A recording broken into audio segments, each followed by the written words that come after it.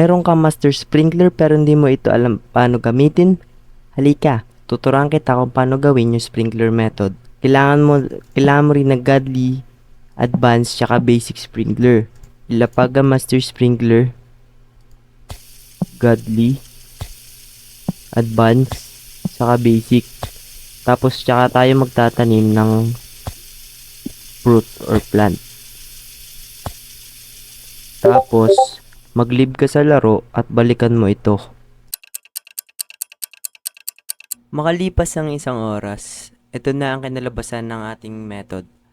Kung makikita mo na nandyan pa yung sprinkler, ay maaari mo pang i-collect ang mga fruits o plants na hindi pa na-mutate at iwan mo ito ulit ng isa pang oras.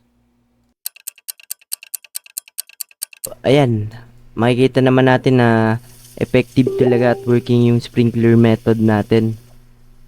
Kaya kung ako sa'yo, try mo na rin. Kung helpful sa'yo itong video na to, huwag mo kalimutan i-share, i-like, tsaka mag-follow ka na rin. Salamat!